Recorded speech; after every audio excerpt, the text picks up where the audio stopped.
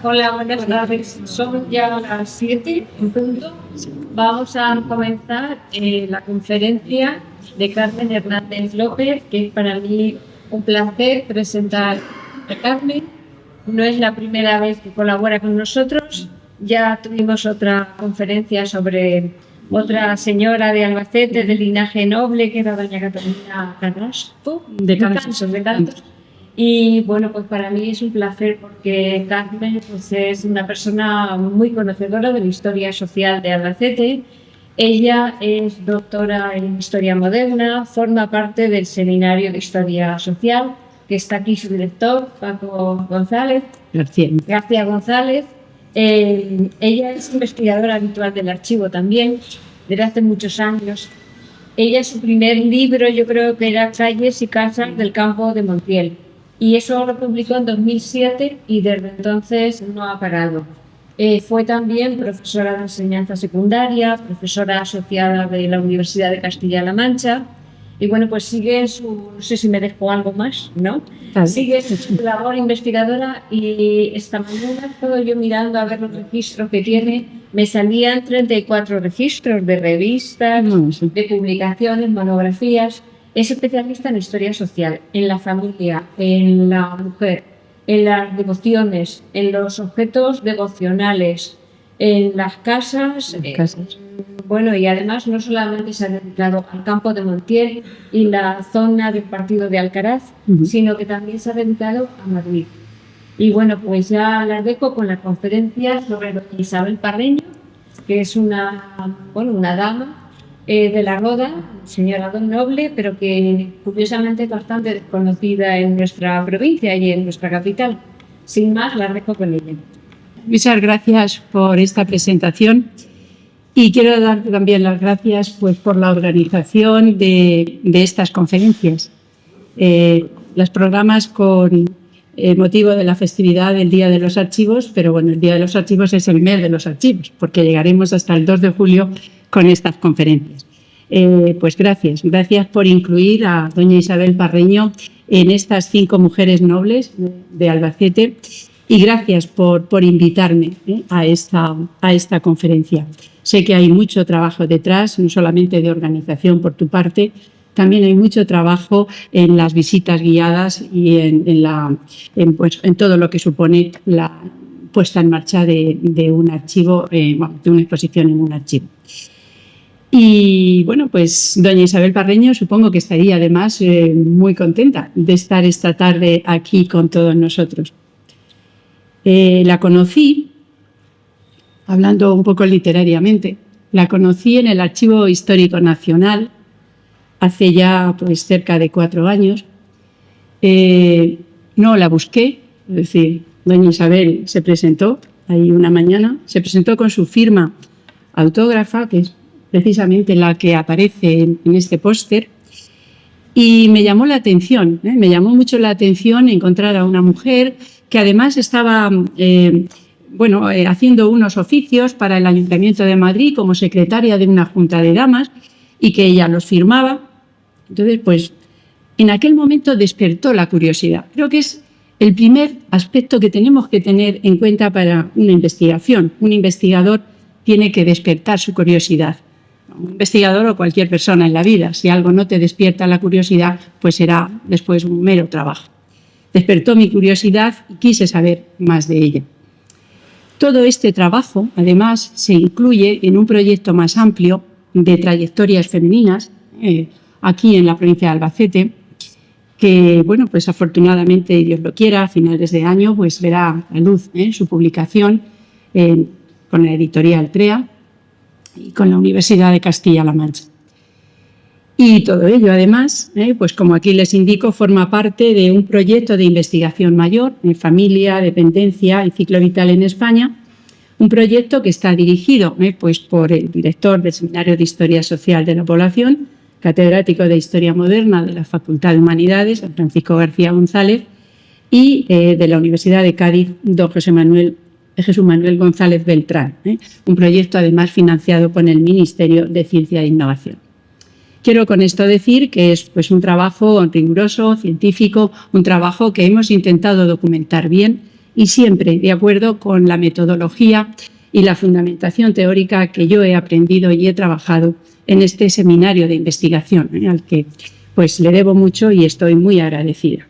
Bien, pues dicho todo esto, empecé a buscar datos de doña Isabel. Me llamó la atención su firma, me llamó la atención pues, algunos rasgos de lo que escribía. No sabía lo que me iba a encontrar. Y eso pues también es un aliciente para un investigador, porque puedes terminar conociéndola o puedes quedarte a mitad de camino. Pero con ella hemos concluido, hemos llegado al final. Bien, y lo primero, el primer paso en la investigación, y después de preguntarme quién era Isabel Parreño, pues encontré las primeras notas escritas por uno de los personajes que también conocemos mucho en Albacete porque tenemos la calle continuamente transitada, en la calle Marqués de Molins, en Marqués de Molins. Marqués de Molins escribe en esta obra de La Manchega, publicada por el Instituto de Estudios Albacetenses, escribe ya las primeras notas de ella y son muy significativas. Fíjense lo que dice. Doña Isabel Parreño, que llegó a ser el ídolo de la corte de Viena. Estas son palabras mayores. Que una mujer a mediados o finales del siglo XVIII llegue a ser el ídolo de la corte de Viena, nos está poniendo pues delante a una mujer con poder y a una mujer con mucha valía. No todo el mundo podía ser el ídolo de la corte de Viena. Y además, decía el Marqués de Molins, se presentó una noche en los imperiales estrados ante el emperador, ante José II, con un traje que a todos enamoraba, este que lleva, y que nadie conocía. Cuando entró, el maestro de ceremonias anunció en alta voz: Su Excelencia la Marquesa de Llano, embajadora de España. Pues fíjense en tan pocas líneas cuánta información encontré. El ídolo de la corte de Viena, embajadora en Viena, pues la investigación estaba en marcha. Es decir, buscaríamos quiénes habían sido estas embajadoras o embajadores, mujeres de embajadores, y quién es este traje de manchega, o este traje, no decía de manchega, pero que a todos enamoraba. Pues esa fue el segundo gran hallazgo. El segundo gran hallazgo de esta investigación fue encontrármela a ella. O sea, no se pueden ni imaginar la emoción que siente un investigador o un historiador cuando se encuentra algo así. Es que, vamos, te dan ganas de llorar. Me la encontré, es decir, casualmente, buscando sus datos en la web de la Real Academia de Bellas Artes de San Fernando, y ahí se presentó con todo su esplendor. A partir de ese momento, pues, todo fue muy rodado. Es decir, fueron varios años de búsquedas, pero parece que ella me estaba ofreciendo su vida poco a poco en los legajos. Y bueno, empecé pues por el principio, dónde nace, quiénes son sus padres, de dónde vienen. Para organizar bien la conferencia he querido pues marcar este eje cronológico. Y bueno, como decía Elvira, pues he sido profesora de secundaria y tenemos que dejar las cosas muy claritas con nuestros alumnos, y eso ya es algo que lo llevaré toda mi vida. Bueno, pues este eje cronológico, que lo he parcelado en 7 etapas, cada una de estas etapas, de acuerdo con los datos que ya sé de ella y que los documentos nos han dado, pues comprenderían desde su nacimiento a su muerte y con distintas etapas, como digo, y secuencias muy marcadas. Lo iremos completando a lo largo de la investigación. Pero en primer lugar, pues me voy al archivo diocesano, que todos los niños nacidos tenían que ser bautizados. Luego, lógicamente, pues esta mujer, si no se ha perdido la partida, sería bautizada. Y bueno, pues la encontré. Estaba en el archivo histórico diocesano de Albacete. Fue bautizada el 19 de diciembre de 1751 en la parroquia del Salvador de la Roda. Por lo tanto, es una mujer que ha nacido pues, a 34 kilómetros de aquí, en la villa de la Roda. Y en esa partida de bautismo, que también Elvira pues, sacó una copia, ya encontré datos muy significativos de ella, porque nos dice que sería bautizada el día 13 de diciembre, el día 19, pero que había nacido el 13 de diciembre. Nace el día de Santa Lucía, como todos saben. Y uno de los 5 nombres con los que fue bautizada pues sería precisamente el de Lucía. Lucía, ella se llama Isabel María Lucía Antonia Josefa. Bueno, los grupos nobiliarios, pues nombres muy largos. He encontrado hasta 15 y 16 nombres en algunas de estas mujeres. Bien, fue bautizada el día 19 y en esa partida indican además que su padre ya era difunto. Por lo tanto, Isabel pues, no conoce a su padre, fallece antes de ser bautizada y bueno, pues su infancia, por lo que yo he podido comprobar, la va a pasar los primeros 14 años de vida en La Roda, con su madre unos años. Posteriormente su madre también fallece y la niña pues, quedaría huérfana. En los expedientes de las órdenes militares encuentro además otros datos relativos a su nacimiento. Hablaban de que había nacido en la calle Grande de la Villa de La Roda, en una casa sola. Bien, esos dos adjetivos también pues, nos están indicando que, que es una casa distinta, distinguida, en una calle grande o no, pero sobre todo hay una diferenciación ya social de esta persona o de este personaje. Y añaden muchas más informaciones, he sacado alguna, la casa estaba tallada, los escudos estaban tallados en la piedra, que tenía más de 200 años de antigüedad. Por lo tanto, pues todo esto nos está pues, poniendo delante a una persona perteneciente a la nobleza de La Roda. Y ante esta situación, pues tuve que investigar quién era ella, sobre todo quiénes son sus antepasados, de qué familia procede, qué orígenes tiene para poder pues hacer lo que es un estudio más completo. Y aquí pues les he traído esta genealogía familiar. Me voy a poner aquí para poder explicar mejor, porque el puntero no funcionaba en esta renta. Bien, aquí la tenemos, Isabel Lucía, que es hija de María Jesús Arce, Valdés y Carrasco, y de Martín Parreño. Martín Parreño, el padre, procede, no es de estos contornos geográficos, es manchego, procede de la villa de Puebla de Don Fadrique, en el priorato de Uclés, en Toledo.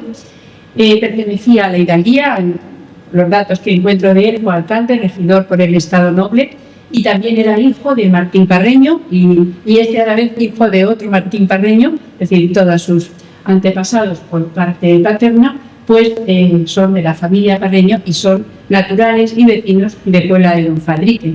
De hecho, pues ellos tienen allí el mayorazgo, son hidalgos y después doña Isabel recurrirá en bastantes ocasiones. Además, encuentro un dato interesante y es que aquí Rosa Parreño, una hermana del abuelo de Isabel, ya contrae matrimonio en 1711 con otro personaje perteneciente a la familia Arce Valdés. Por lo tanto, aunque los padres de Isabel no son parientes, no están emparentados, pero sí que hay otros antecedentes familiares que ya han emparentado ambas familias, como fue su tía Rosa y José Arce, que es hermano del bisabuelo por parte materna de Isabel Martín. Bien, María Jesús, que es pues donde digamos incido más en esta investigación, la madre de Isabel, está vinculada con la familia Carrasco y con la familia Arce Valdés. Hablar de la familia Carrasco, Albacete o La Roda, pues es hablar de un linaje, de una élite poderosa, de una élite que desde la Edad Media y sobre todo al comienzo de la Edad Moderna, pues ascienden notablemente. Hay hidalgos, pero también hay otros que son plebeyos, pero plebeyos hacendados, muy ricos, con muchas posesiones, y que a lo largo e ininterrumpidamente de toda la Edad Moderna, esta familia va a conseguir pues, ir escalando puestos, digamos, en el estamento social, alcanzaría la nobleza titulada y finalmente, ya con los descendientes de estos valdeses, la grandeza de España de primera clase. No hay en ningún momento de crecimiento social. Pues a esta familia, de los Arce Valdés, pertenece doña Isabel. La madre es hija de Juan Isidoro Arce, que fue caballero de la Orden de Calatrava, regidores, hidalgos nobles, como todos sus antepasados, cuyos vicios, los anteriores, están ya vinculados con los de Albacete. Son primos y hermanos. Con los Valdés conectaría a través del matrimonio del abuelo de Isabel con Francisca Valdés, que es la hija del segundo señor de la Villa del Cerro. Un señorío jurisdiccional, como todos saben, que está pues ahí en la feligresía, como dicen ellos, de la parroquia de Salvador de la Roda, y que, bueno, pues cuya hacienda del Val Tenebroso es el escenario para el matrimonio de sus padres. Se van a casar en 1751 por poderes, casan por poderes en la hacienda de Val Tenebroso. Y además, pues María Jesús, bueno, hay muchos datos en los archivos diocesanos de ella. Recuerdo que fue bautizada de necesidad, casi se muere, pero bueno, se salva y tiene por lo menos esta hija. Y ni siquiera pudieron firmar la partida de bautismo. Bueno, los archivos diocesanos también dan mucha información. Es hermana de este personaje, José Arce Valdés. Él sí que va a ser muy importante ya en la vida de Isabel. Por lo que les he comentado al principio, Isabel queda huérfana de padre y madre y claro, pues hay que buscarle un tutor, curador, para encargarse de su educación, matrimonio, crianza y todo lo que sea su minoría de edad. Y va a ser su tío, el hermano de su madre, José Arce Valdés, caballero, regidor, recintado, y además es el padre de la condesa de Villarreal, del abuelo del marqués de Molins. Y bueno, pues la condesa está casada con Fernando Carrasco, ya del Marqués Carrasco, como les he dicho, y por lo tanto, pues el marqués de Molins, como les decía, es primo hermano de su madre. Bien, José Arce, Valdés y Carrasco, pues una vez que ya la niña pues tiene 14 años, va a dar un rumbo y un giro radical a la vida de esta niña. Entraríamos en esta segunda etapa, que estaría marcada entre 1765 y 1770. Fijaos, son solo 5 años, pero son, esenciales en la formación de su propia personalidad. Con 14 años, su tío decide buscarle un marido conveniente, buscarle un acomodo, como decía, un matrimonio conveniente, un matrimonio entre iguales.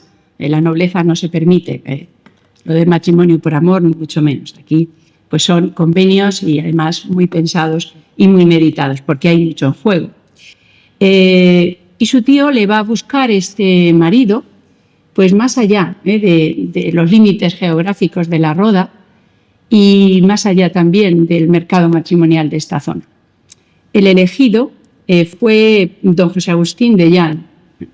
Don José Agustín de Llano Cuadra es una persona, tenía cuando contrae el matrimonio 42, 43 años y procede del señorío de Vizcaya. Él había nacido en San Julián de Musquit, en Vizcaya, y toda su vida, desde que era muy joven, pues trabajó para el Estado, para la monarquía, como funcionario, diplomático, administrador y bueno, pues un gran profesional de la diplomacia y de la administración central del Estado. Les he traído además, ya como otro adelanto, esta imagen del primer retrato que hacen de Isabel Barreño. Lo hace el mismo pintor que la retrata de cuerpo entero, Antón Rafael Mens, y pues aquí tendría poco menos de 17 años, son los primeros años de casada. Bien, esos primeros años de casada van a ser muy importantes en su vida. En su partida de matrimonio, que también la tenemos aquí en la exposición, y es la que ven arriba, aunque está la letra un poco traspasada, pero la hemos podido leer bien, comenta que se casa también por poderes con don José Agustín de Llano, que su tío pues, es el que concierta este matrimonio. Se va a casar en la parroquia de La Roda y se van a ir a vivir pues, al Real Sitio de Aranjuez. veamos un poquito más de este dato, sobre todo de don José Agustín de Llano. Bueno, en la genealogía pues es una parte importante en las trayectorias familiares, en las trayectorias vitales, porque nos conectan con linajes y nos conectan con familias. Bueno, les explico brevemente la familia de don Agustín, don José Agustín. Estaría aquí, don José Agustín de Llano Cuadra, nace en 1722, como les digo, tendría 42 años cuando contrae matrimonio con Isabel Vargas. Es hijo de Simón de Llano y a la vez, bueno, nieto de Jorge de Llano, de la familia de Llano. Son hijos algo, como les digo, del señorío de Vizcaya y una familia dedicada, casi tanto el padre como el abuelo y ellos mismos, a la administración central del Estado. Su padre fue consejero de Hacienda con el rey Felipe V y su tío, el hermano de su madre, Cristian de la Guadra, fue también secretario de Estado, secretario de Estado con el rey Felipe V. Por lo tanto, pues tenemos una familia muy bien situada en la corte, muy bien situada en el Consejo de Estado y muy bien situada en la escala social, que son hidalgos y además de sangre, como ellos. Su hermano, Sebastián de Llano, he encontrado más hermanos de él, fue primer conde de Santa Fe y oficial también de la Secretaría de Estado.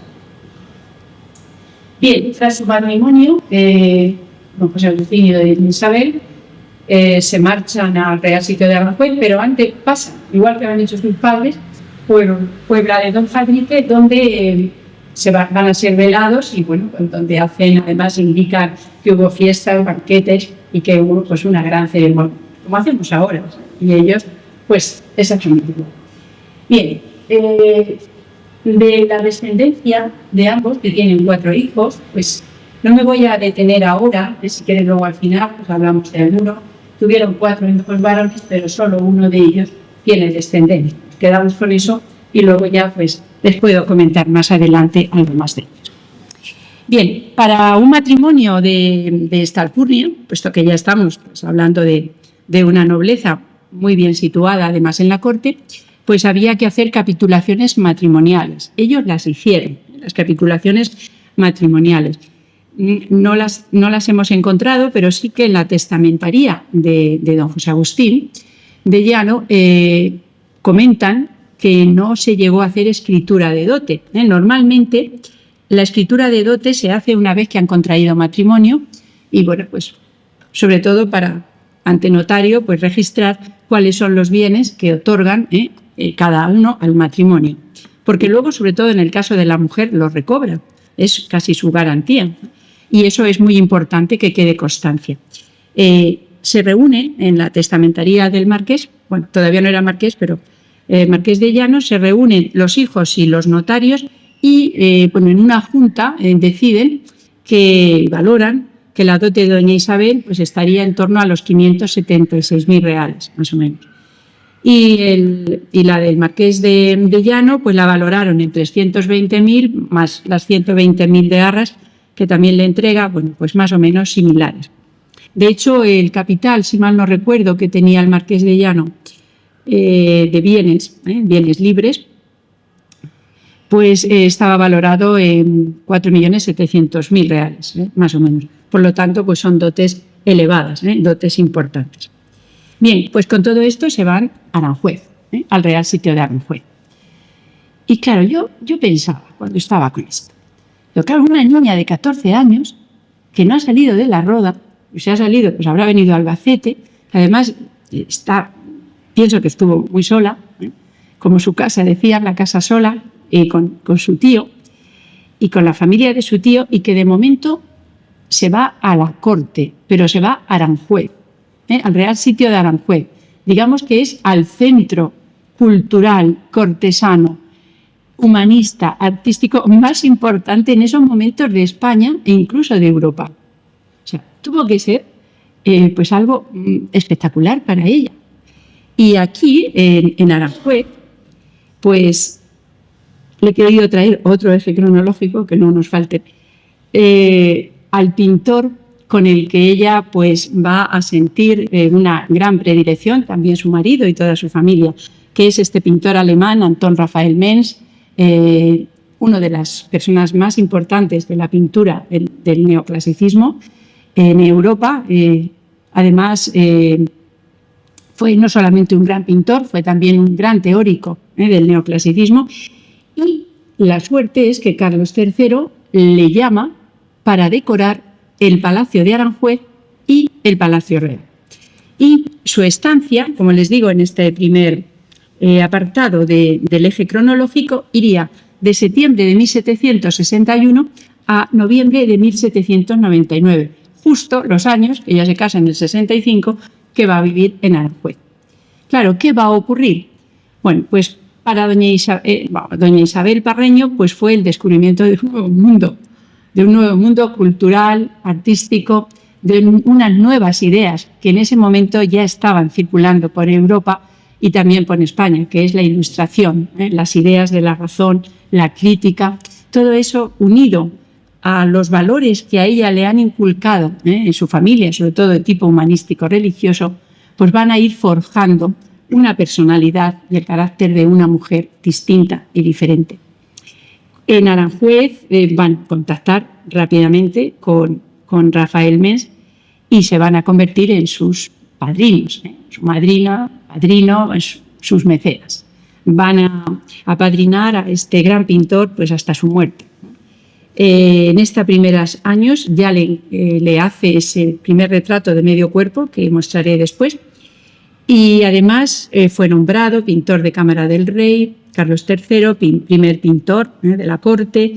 Bueno, hizo retratos de los reyes y sobre todo, pues yo he querido destacar ahí la influencia de este pintor en Francisco de Goya y en Valleu también.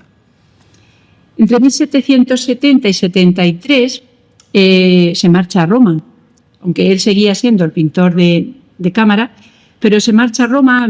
A ver, sus biógrafos hablan de que fue una persona pues que tenía cambios de carácter, que a veces pues era como un poco díscolo, y se marchó a Roma, se hizo católico, renunció también de su religión, se casó con una mujer en Italia. Bueno, su vida pues dio también un giro y ahí siguió pintando.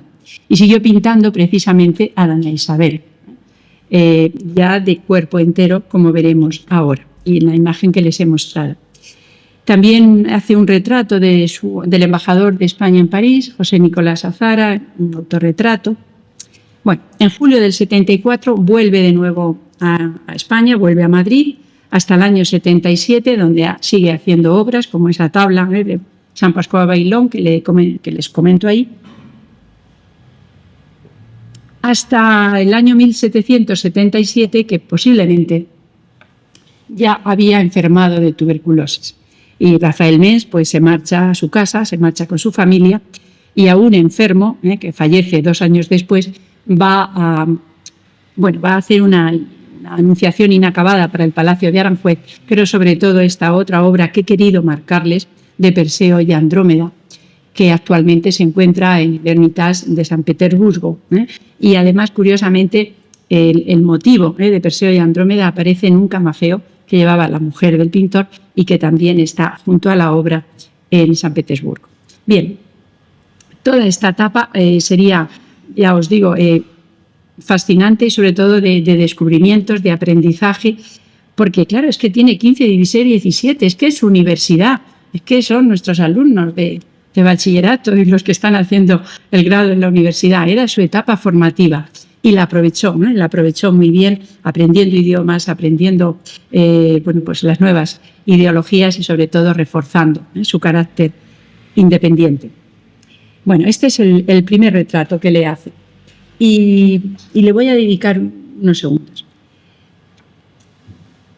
Cuando vi esta obra, lo primero que me vino a la cabeza son las frases que les pongo arriba en color, que las decía mucho el conde de Villaleal, don Fernando Carrasco. Decía que ellos eran diferentes, la nobleza era diferente. Dice, y soy diferente, lo soy por derecho natural, por virtud, por sangre y por religión. Es decir, aquí está haciendo una fundamentación en la naturaleza, en Dios, en la religión, de por qué son diferentes y de por qué son privilegiados y de por qué están, pues, digamos, en otro nivel que el resto de la población. Ella quiso mostrarse así, aunque no creo que en ningún momento ella quisiera marcar esas diferencias. Pero aquí sí, aquí se quiere mostrar como una mujer diferente y luciendo sobre todo pues estos aderezos, estas joyas que pertenecían a la familia Parreño, toda la gargantilla que ven que lleva, los pendientes largos de modelo girandol y este adorno que le cae sobre el hombro, todo guarnecido con cientos de diamantes, pues es como quiere presentarse ante los demás. Ese vestido mantua, que además estuvo muy de moda entre las mujeres de la nobleza francesa y parisina, y que ella pues luce con todo encanto, con esa combinación de estilo, distinción, clase y orgullo de presentarse y de ser como era. Bien, todo esto es lo que nos va reforzando en la idea de que fue una mujer con muchas capacidades, una mujer fuerte y una mujer ilustrada, una manchega ilustrada. En 1771 entraríamos ya en la tercera etapa de su trayectoria vital.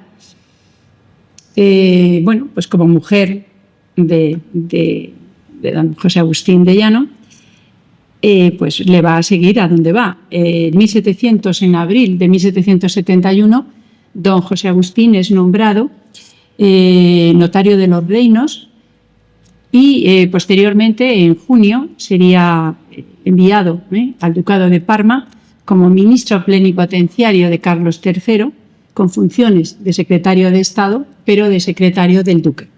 Y por lo tanto, pues retiene su trabajo de funcionario, sobre todo de funcionario secretario de Estado en Madrid, pero es enviado al Ducado de Parma. Y bueno, pues allí se marcha. Y en esa etapa, en esos años que coincide con la estancia de Rafael Mengs en Roma, es cuando termina pues este bellísimo retrato que hace de ella. Es de una extraordinaria belleza y de una extraordinaria calidad la pintura de Rafael Mengs. Él la pintó pues como si de una reina se tratara, como dicen muchos de los biógrafos. Y sobre todo, muy importante, pues uno de los datos que les doy ahí, transfiere un prototipo de retrato oficial a un encargo privado, a un encargo personal. Esto no era habitual. ¿Por qué? Pues porque a ella le están dando ya una calidad muy por encima de lo demás.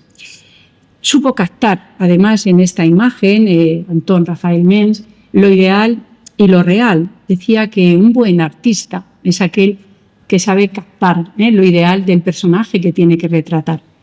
Pero sobre todo pensaba que era mucho mejor artífice el que sabía conjugar lo real con lo ideal. Y esto es lo que hace aquí en este paisaje un poco neoclásico, idealizado, pues aparece ella en tonos blancos y negros y solo contrasta pues este ave que le acompaña, ese guacamayo, que parece ser que era muy de moda entre las mujeres de la nobleza y de la cortesía en Madrid, y ese detalle de la escarapela que tiene en la montera que lleva en su cabeza. Bien, esta actualmente pues lo podemos observar y ver y disfrutar en la Real Academia de Bellas Artes de San Fernando, en Madrid. Bien, a partir de este momento pues ya hablaremos de una mujer innovadora, creativa, hablaremos de una mujer elegante y sobre todo pues que supo lucir con maestría este atuendo, que no es otro que el de una manchega de lujo. Es el atuendo que ella elige para ese baile con el emperador. Bien, valoramos la estancia en Parma, de esos 3 años. A ver, la estancia en Parma es muy diferente, si la valoramos desde la perspectiva de su marido o de ella. Voy a empezar por el marido. Aquí ya le podemos nombrar Marqués de Llano. Marqués, en 1771, quizá fue lo más dulce en este periodo amargo que va a tener, sobre todo el Marqués, le conceden el título de primer marqués de Llano. Y fue lo mejor que le pasó, porque como aquí les indico, fue una etapa durísima para él. No se entendió en ningún momento con el duque. Los enfrentamientos, según dicen los biógrafos del duque de Parma, fueron continuos. Hubo un momento a finales del año 72 que lo destituye a él y al embajador. Bueno, cortaron y provocaron la ruptura entre ambas cortes. Y bueno, lo mejor que podían hacer era volver, porque nunca se entendieron ni el duque ni el marqués. Sin embargo, prolongan un año la estancia, un año más, precisamente porque doña Isabel ha quedado embarazada de su primer hijo. Entonces, el nacimiento de Fernando, el segundo marqués de Llano, se produce allí en el Ducado de Lombardía y posteriormente, pues cuando ella se recupera, regresarían a Madrid. ¿Qué implica para doña Isabel esta estancia? Bueno, por los datos que he manejado, ella tuvo muchos contactos con círculos culturales ilustrados, contactos con músicos, con pintores, con artistas, con personas de la nobleza y de la alta nobleza europea, lo cual pues va a favorecer en ella todo ese bagaje cultural que ya venía arrastrando desde que hemos hablado del Real Sitio de Aranjuez y que provocan, pues en su sentir, un gran interés hacia las bellas artes, pues sobre todo hacia la colección de pinturas y sobre todo también hacia España. Ella tiene verdadero pesar por lo que ocurre en España y continuamente está preguntando, informándose, acudiendo a las personas notorias para transmitir a las personas en España lo que está aprendiendo allí. Y esto pues lo va a ir, consolidando a lo largo de su vida hasta el final, pues con un gran proyecto en el que se implica. Por lo tanto, la estancia para ella, pues no solamente porque es madre, sino porque avanza considerablemente en el mecenazgo y en el interés, sobre todo, por el espíritu nuevo, el espíritu de la razón y de la crítica y de la ilustración. En 1774 entraríamos ya en esa cuarta etapa. A ver, una vez que no se entiende con el duque, pues regresan a Madrid. Y a esta etapa, que duraría pues 12 años, unos 12 años, si yo tuviera que darle un título, pues posiblemente sería la etapa familiar de doña Isabel, por varias razones. Bueno, la primera, pues porque va a tener 3 hijos más y van a nacer todos aquí en Madrid. Y sobre todo porque se van a hacer su casa, es decir, van a hacer una casa grande, su gran casa, su palacio.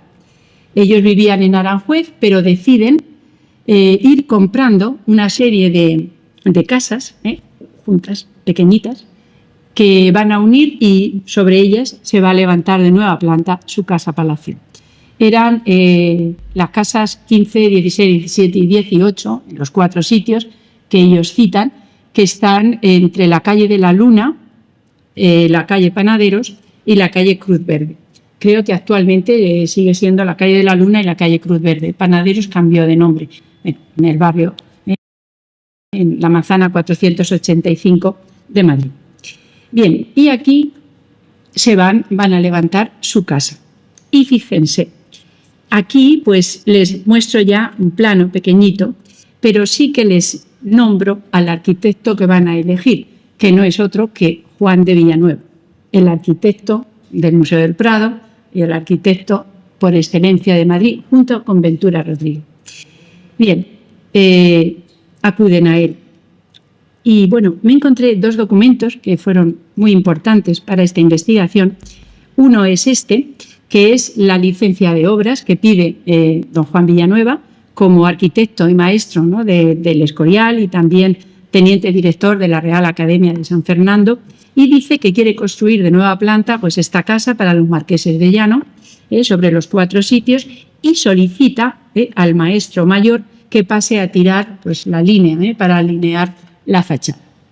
La respuesta le vino pues rápidamente, le vino unos meses después por Ventura Rodríguez, el otro gran arquitecto de Madrid, en el que le indica que efectivamente le concede esa licencia y además le da algunos datos. Dice que ponga canalones, ¿no?, en la parte superior en los tejados, para las aguas de los tejados, que utilice las losas de piedra berroqueña, se utilizan mucho en la arquitectura de Madrid.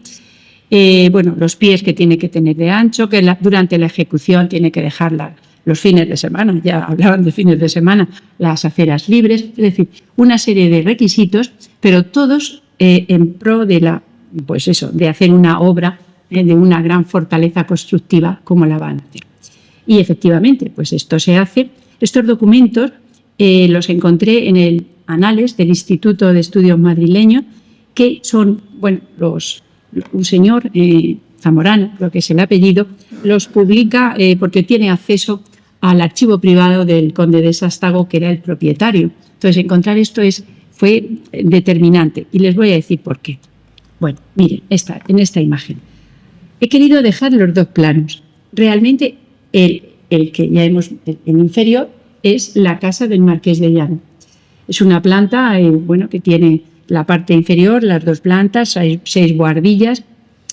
Una casa excepcional en aquellos momentos, no solamente por la fortaleza constructiva que les decía, sino por toda la organización del espacio doméstico. El espacio doméstico adelantaba innovaciones muy destacadas.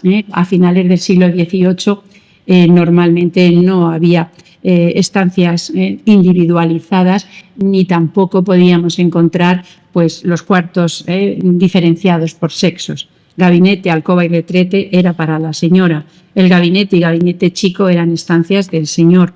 Y luego el cuarto de repostedo, los cuartos de los criados, digamos que adelantaba innovaciones domésticas muy significativas en aquellos años.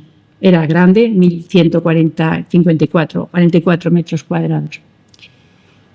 Pero yo estaba durante 2 años completamente segura de que el otro plano era el de la casa de los marqueses de Llano. Por eso, cuando uno empieza a trabajar la historia, tenemos que tener mucha información y contrastarla para no equivocarnos, porque yo estaba confundida. Claro, este plano superior está realizado por Juan de Villanueva en la calle de la Luna y además para el Marqués de Llano. Pues es que lo tenía muy fácil, pues es que no puede ser otro. Pero me chirriaba la fecha. 1780 era muy tardía, porque en 1781, como ven ahí, nace el segundo hijo, después nace el tercero y el cuarto.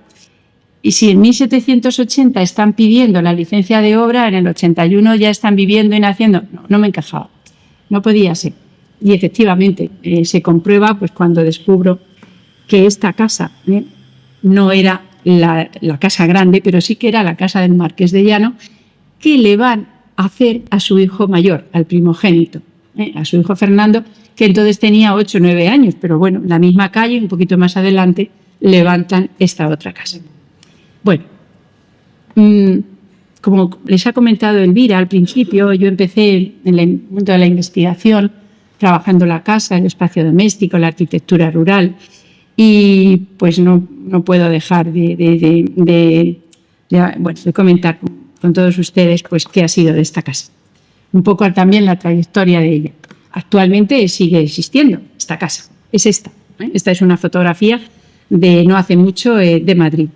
La casa la modificaron a mediados del siglo XIX, le añadieron a las 2 plantas superiores, modificaron también algo del zaguán, la entrada, pero siempre respetando los planos de Villanueva, porque no lo podían hacer mejor, y respetando sobre todo la fortaleza constructiva de este gran edificio. En 1842, la infanta Luisa Carlota de Borbón, que venía exiliada de Francia, que es estaba casada con un hermano de Fernando VII, el infante Francisco de Paula, y son los padres de Isabel II. Del marido de Isabel II, de Francisco de Asís de Borbón. Bien, vivió aquí los 2 últimos años de vida. Se vino a este palacio y aquí murió. Entonces, actualmente en la prensa, a esta casa, sobre la que reivindico, que es la Casa Grande de los Marqueses de Llano, pues se la conoce como el Palacio de la Infanta Luisa Carlota, pero realmente estuvo 2 años. Lo que pasa es que, bueno, al morir en ella, pues y era la infanta, se le otorga esa categoría. ¿Qué ha pasado? ¿Qué ha pasado con la casa? Bueno, en el siglo XIX pierdo la pista y en el siglo XX, pues miren, lamentablemente les tengo que dar esta noticia. Es lo que sale en la prensa. En 2021 el edificio fue expropiado por el Ayuntamiento de Madrid. Había más de 200 ocupas viviendo allí, sin respetar absolutamente nada. Bueno, ven en la otra imagen que publica El País, está aquí todo apuntalado, bajando algunos de los últimos ocupas. Por aquí pues se ven cubos de basura. Bueno, el palacio dicen en El Mundo que es una ruina y bueno, yo he sacado en este resumen las 5 ideas que creo que viene bien comentar con todos ustedes. Es una casa desvalida, desolada, en ruinas, pero es una casa que se mantiene en pie y que, bueno, es un bien patrimonial, es un bien histórico, como estamos viendo, pero que, bueno, que está muriendo lentamente, porque si no está habitada, pues la casa, como las personas, al estar solas, la soledad las derrumba poco a poco. Y ella, a pesar de todo, esta casa, y casi que hablo con mayúsculas de ella, porque ha desafiado la guerras carlistas, guerra de la independencia, ha desafiado especuladores, ocupas, burdeles clandestinos, apuntalamientos, y todo esto habla la prensa, de que tuvieron que cerrarla para echar a toda esta gente. Y estos olvidos y estas miserias, pues es lo que hoy de alguna manera, como historiadora y defensora del patrimonio histórico y de nuestro patrimonio, pues creo que merece la pena que las autoridades pues le den una nueva vida, una vida digna y útil. Y hay una asociación, según he leído, que se está moviendo, pero de momento en enero de 2025 la casa continuaba cerrada y a la espera de darle pues esa vida útil que pues ojalá y en algún momento llegue, y me gustaría mucho pues compartirlo entonces. Bien, pues dicho esto, doña Isabel en 1786 y don José Agustín estaban pues felizmente viviendo en Madrid. Sin embargo, pues los méritos profesionales de su marido, del Marqués de Llano, pues le van a dar un nuevo destino. Y en octubre de 1785 será nombrado embajador en Viena. Embajador en la corte de Viena, pues era un galardón, era muy honorífico y efectivamente pues acceden y se marcha el matrimonio, los hijos pequeños. El mayor ya estaba en una academia en Alemania, y el segundo creo que se va también, una academia militar, porque ambos serían mariscales de campo.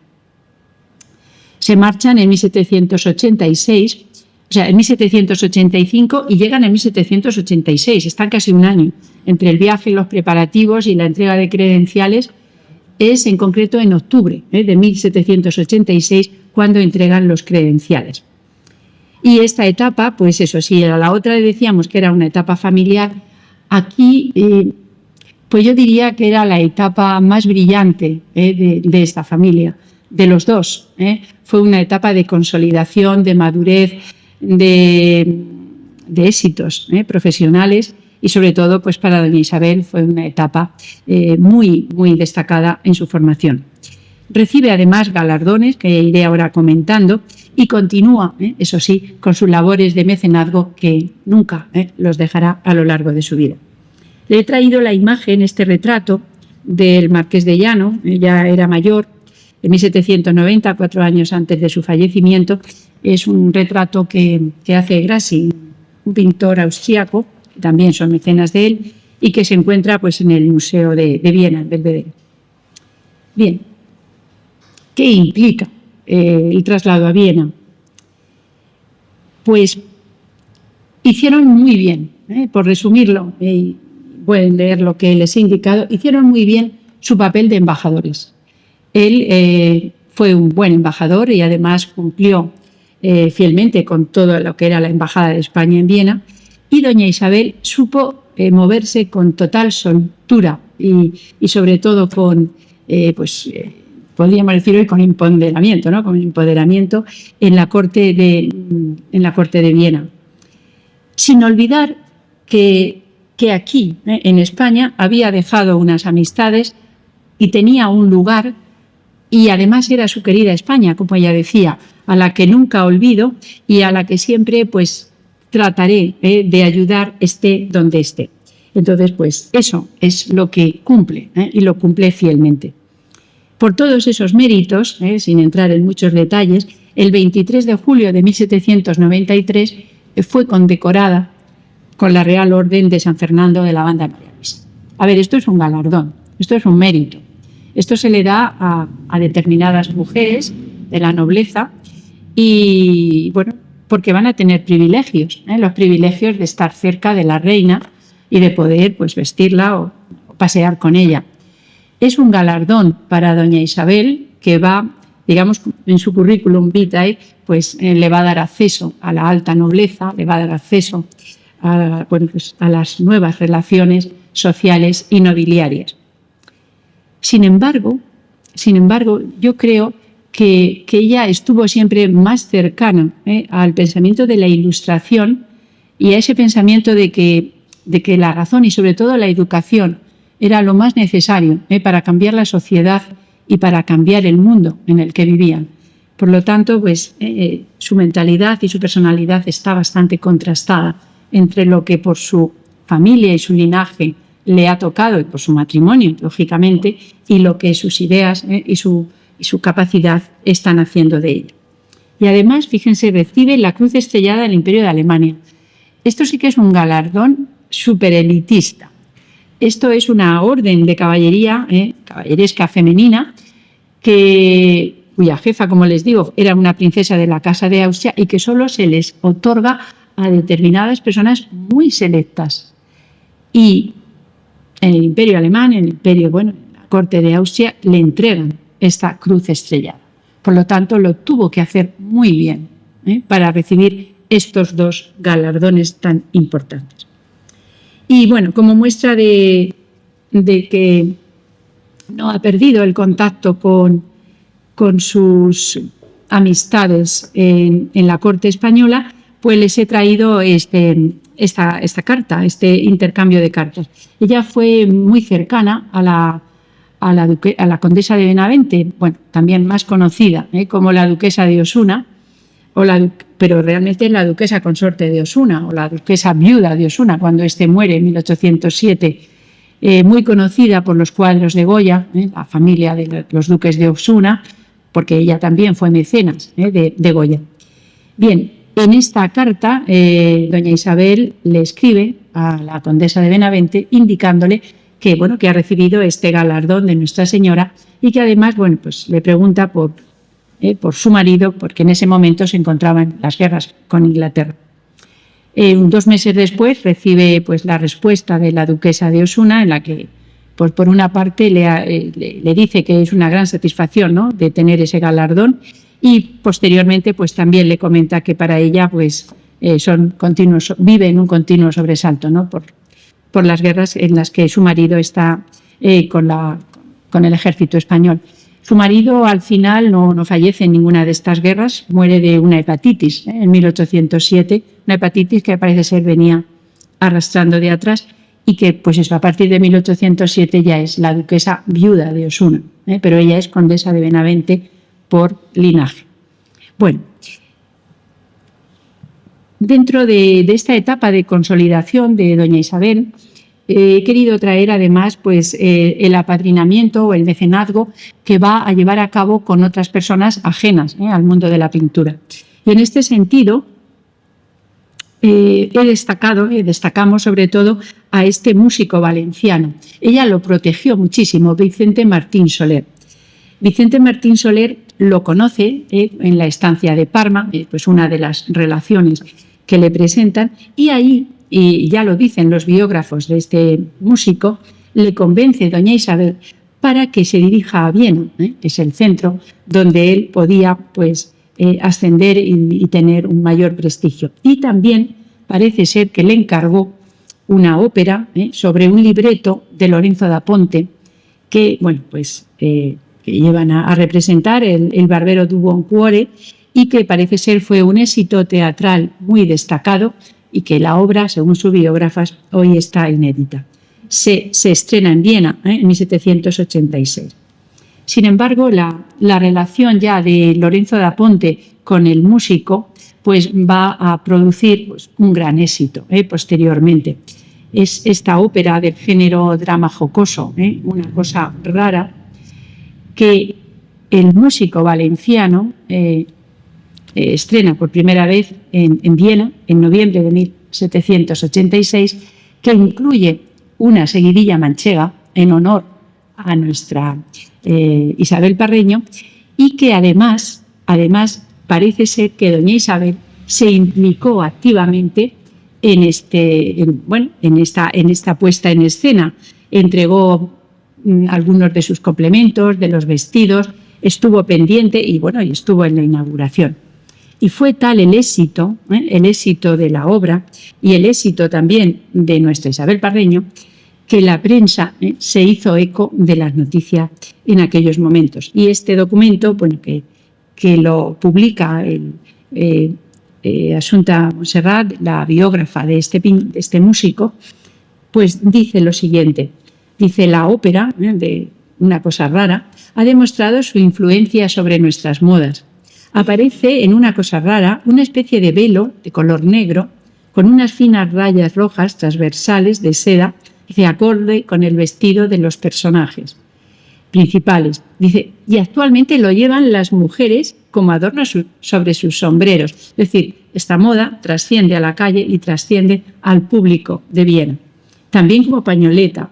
Dice, del mismo modo aparecen las cadenas de reloj, tanto masculinas como femeninas, con perlas y corales, abanicos. Es decir, la influencia fue tan notoria que la moda de Viena, sobre todo la moda femenina, pues va a imitar a estos personajes, y hablaban de que había sido pues todo en parte motivado por la embajadora.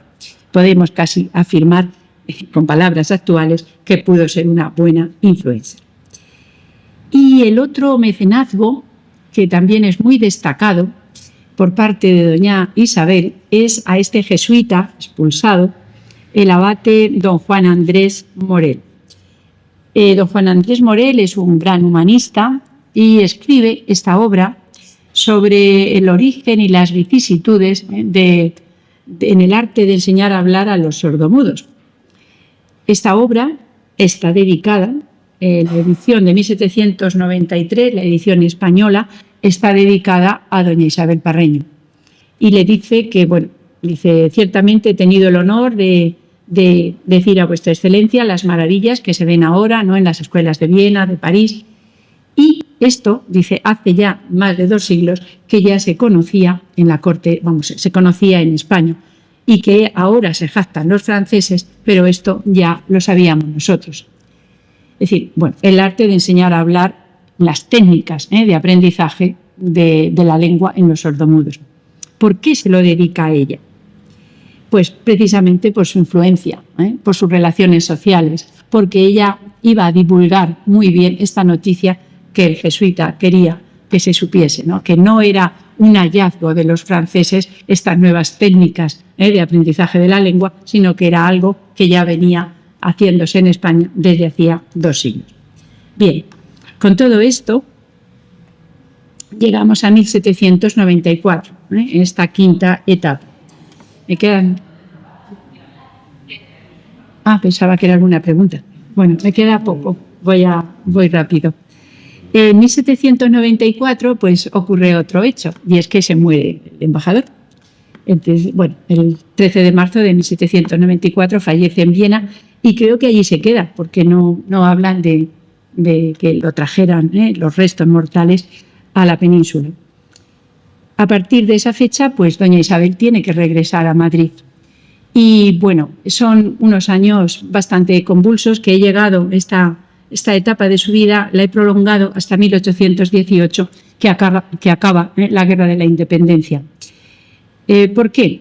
Bueno, pues porque los primeros años está, digamos, dedicada casi exclusivamente a 1795 a ver cómo se traen los fardos de todo lo que había dejado en Viena, es decir, todos los muebles, los vestidos, las joyas, la cerámica, todo esto era muchos fardos y que tiene que organizar, y que además pues había conflicto en el Mediterráneo y había una guerra en Europa, con lo cual fue bastante complicado. Todas las gestiones diplomáticas finalmente pues consigue traer, embalar todos los fardos que ella tenía en 2 fragatas dinamarquesas, el Águila Blanca y la Sirena.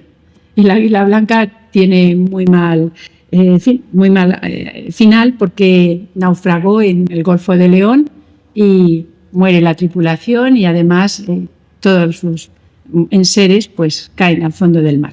No sé si alguien lo sacará algún día. Pero la otra, la Sirena, sí que llega a las costas de Málaga y de ahí pues consigue, todo esto lo dice ella en su testamento, y consigue llegar a Madrid con este fardo, 8 fardos de enseres domésticos y bienes textiles que tiene que poner sobre la mesa para su testamentaría y partición de bienes del marqués. Y bueno, también es la etapa que contrae un segundo matrimonio. En 1799 se va a casar con el hijo del quinto conde de Toreno, con don Fernando Queipo de Llano, otro llano, pero con Queipo de Llano. Bien, pues vamos a ver un poquito de esta parte. La testamentaría del señor marqués es significativa porque la hace heredera absoluta, sin restricción alguna de ninguno de sus bienes, de todos los bienes libres. Los bienes del mayorazgo sí que pasan al hijo mayor. Sin embargo, doña Isabel renuncia a parte de esos derechos, ya casada con Queipo de Llano, ya casada con él y de acuerdo con él, puesto que al estar casada la mujer está dependiendo del marido, y solo se reservaba el quinto de los bienes libres. El resto quería que fuese para, mejorar las legítimas de sus 3 hijos. Uno de ellos había fallecido. Doña Isabel no creía que tuviera problemas económicos, ni mucho menos. Había acumulado muchísimo poder. Acciones, escrituras de fondos vitalicios, otras acciones de las compañías, es decir, durante toda su vida, además del mayorazgo de los Parreño en Puebla de Don Fadrique, pues gestionó bien sus bienes económicos. Y para la dote de este segundo matrimonio, pues aquí les he indicado que la dote inicial que entrega son 2.330.000 reales, pero luego lo aminoró en 1.700.000, pensando sobre todo en su marido o en sus hijos, y porque ella comentaba que la Guerra de la Independencia había arruinado gran parte de los bienes, sobre todo los bienes rurales que había puesto en esta dote inicial, y su marido, que habían pasado muchas penalidades, él había estado preso en Navarra, por lo tanto, hizo lo que se llama una minoración de dote. En 1818 culminaría la trayectoria, estos 5 últimos años de vida, culminaría la trayectoria de esta mujer, en la que he querido condensar los capítulos más destacados en los que ella se ha implicado activamente y lo que hacen de ella una mujer singular y con propiedad para estar en esta conferencia y con propiedad para formar parte de la historia social de las mujeres. Hablaremos de su colección de pinturas. La he podido condensar en estas 2 tablas. La he marcado con 3 colores. Todo lo que ven en blanco son los retratos. Hay de temática profana y de temática religiosa. Lógicamente, el cuadro más valorado es ella, la de traje de manchega, la que lo van a valorar en 12.000 reales, pero va a tener 3.000 reales los retratos que hace Mens también de ella y su marido. Solamente he llegado a conocer el de ella, que además se subastó no hace mucho en París. Bueno, otras temáticas religiosas, Cristo difunto, Ecce Homos, bueno, pintura de todo tipo. En total son 70 obras que las va a tener todas en la sala principal de la calle de la Luna. El coleccionismo es algo inherente a la nobleza, pero ellas, al tiempo que encargaba, ¿no? y hacía y amadrinaba a estos pintores, pues iba haciendo su propia colección de pintura. Y también su biblioteca, la librería.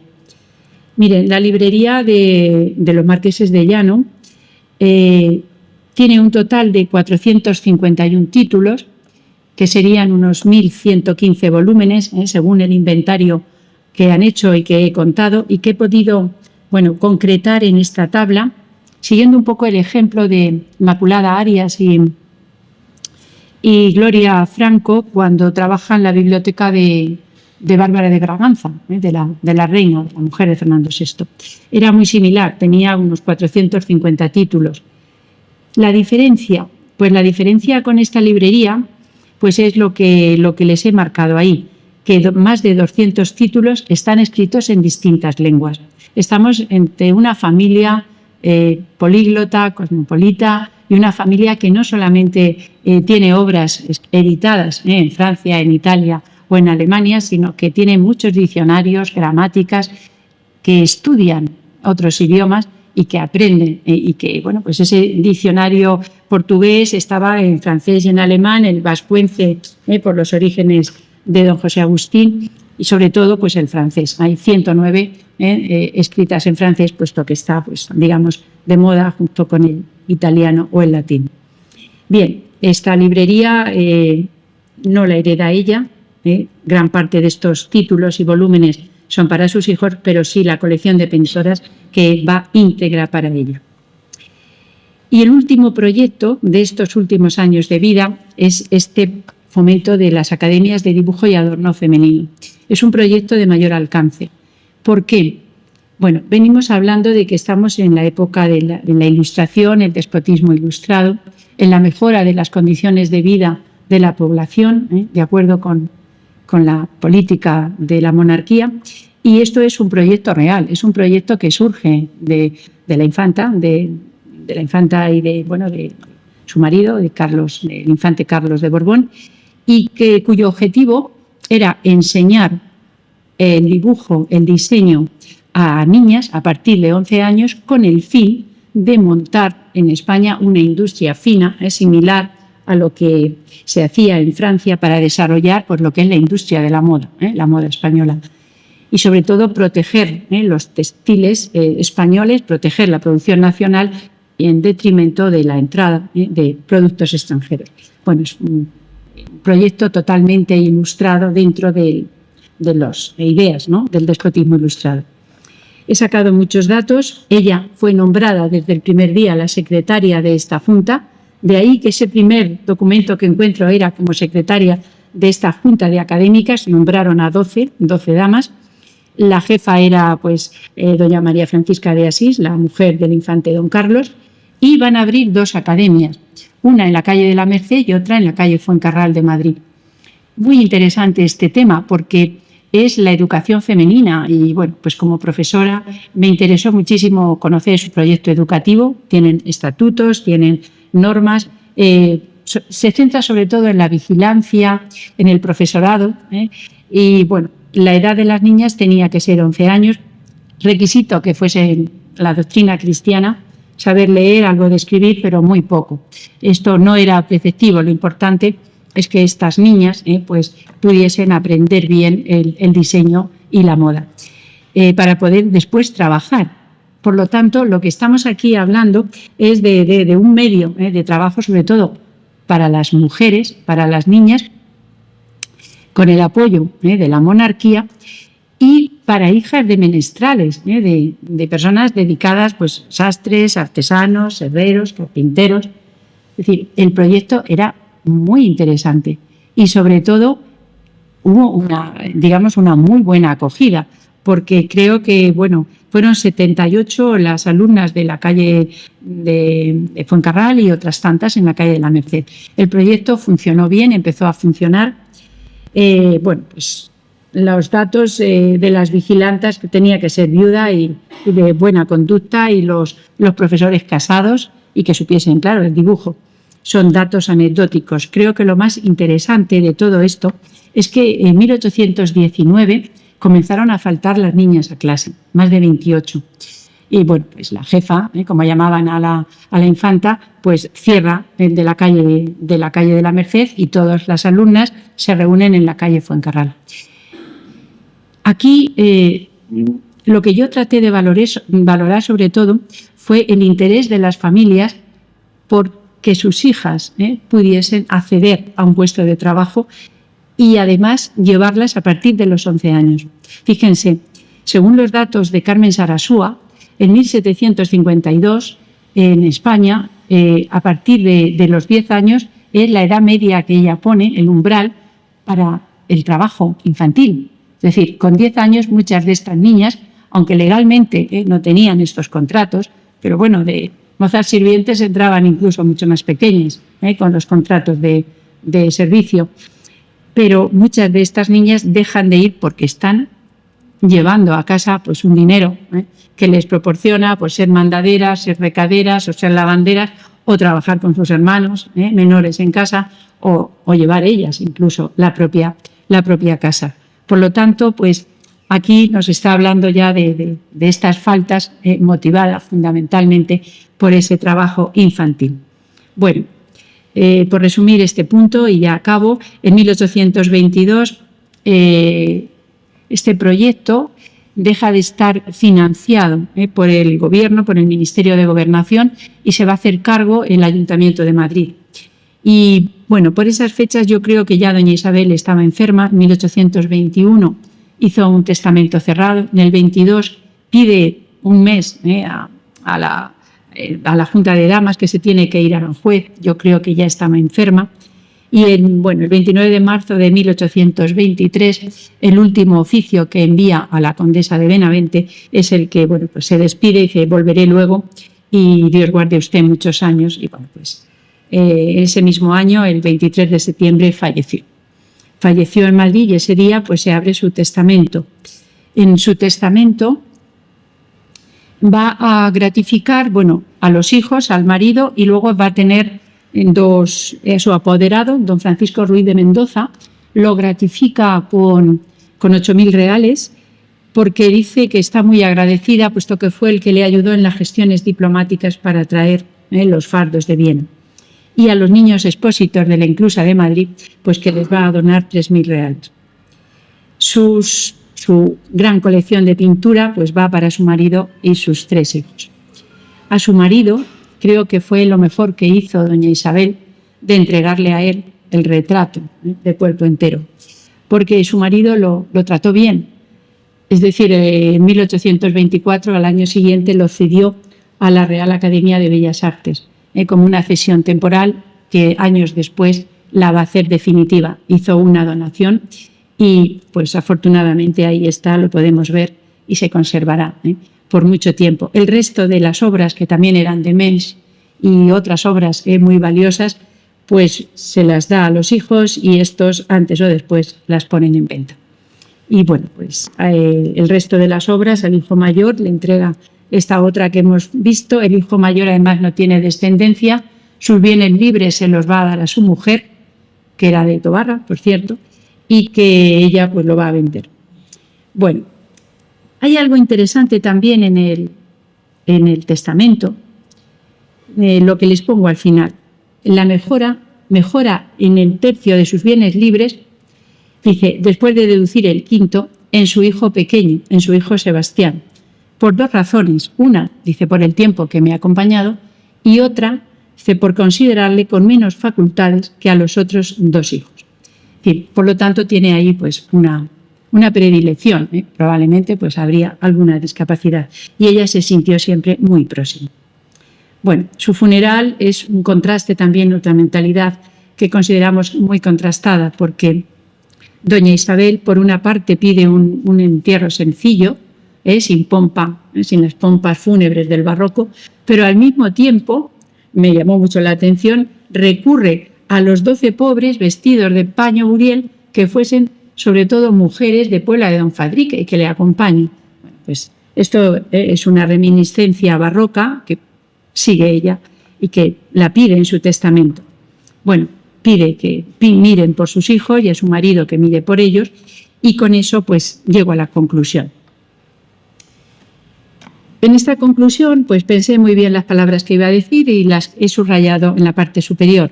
Creo que doña Isabel sintetiza los valores de una mujer poderosa, influyente, comprometida y útil, por varias razones. Primero, porque fue muy hábil socialmente, con toda la documentación y todo lo que ha llegado del archivo de la nobleza. Supo entenderse con todos los grupos, con todos los estamentos, con las personas más ilustres, pero también con las personas de los estamentos más bajos de la sociedad. Estuvo muy cercana al infante don Carlos, Carlos María Isidro, de las guerras carlistas, al emperador de Austria, pero también con afrancesados, militares. Es decir, fue hábil y esto lo hizo pues, a lo largo de toda su vida, en su etapa. Fue una mujer, el tema de la filantropía y humanismo formaría parte también de ese espíritu ilustrado, no solamente por los donativos que hace, sino también por ese proyecto pensado en las niñas y en la formación femenina. Mentalidad contrastada, ropas, vestidos. El mecenazgo, pues no me voy a dedicar porque ya hemos hablado mucho. El coleccionismo, algo inherente a las clases privilegiadas, a los grupos de poder, y que para ella, pues eso, en esta familia representa el poder económico, el nivel cultural, el nivel relacional. Fue una mujer que probablemente pues hablaba varios idiomas, no sabría decirles cuáles, que se comprometió con la sociedad en ese proyecto hasta un mes antes de su muerte. Fue una mujer distinguida, diferente, comprometida pues con los músicos, con los pintores, con este humanista jesuita, y sobre todo, y he querido traer este detalle, nunca olvidó su tierra natal, nunca olvidó España y nunca olvidó pues la Roda de Albacete. Y hoy, y esto ya no lo digo yo, está escrito en la web de la Real Academia y me ha gustado mucho, la elección de este traje en este retrato de un estilo popular manchego en lugar de un atuendo de corte es una gran innovación, con lo que desean expresar tanto el pintor como la modelo el alejamiento de las fórmulas del ceremonial cortesano. Es decir, ella muy cercana a la corte, pero en este retrato por el que es conocida se aleja totalmente y pone pues a la Mancha y a este traje pues para ser conocido y admirado en todo el mundo. Bueno, esta es la bibliografía. Si quieren después pues les comento algunos de los autores que he trabajado, y quiero acabar pues con las fuentes. Estamos conmemorando el Día de los Archivos. Todo esto ha salido en la mayor parte de los archivos. Lo que comento en bibliografía pues son comparaciones, pero bueno, el Archivo de la Nobleza me da muchísima información sobre los oficios, el Archivo Nacional, todo el Archivo de la Villa, el Archivo de Protocolos, todas esas testamentarías, el Archivo de Albacete, con todos los linajes de los Carrasco y los Arcebaldés y los diocesanos. Quiero acabar pues ya con su firma, que fue el primer punto que me motivó a esta investigación, con su retrato y un poco describiendo, y con el Marqués de Molins, si me permiten lo leo y con eso termino. Dice: cuando bailó el primer minué con el emperador José II, este estuvo un buen rato contemplando aquella graciosa española, la montera de terciopelo en la cabeza con una roja escarapela y un clavel al lado, redecilla caída a la espalda, el jón o jubón de raso blanco con bocamangas y alamares negros, negro también de terciopelo el chaleco y realzado todo con botones de filigrana, y el delantal negro de sarga y zagalejo de paño de seda blanco con faralada y seda negra en ondas, y la media y el zapato y el pie tan finos que ni hechos a torno.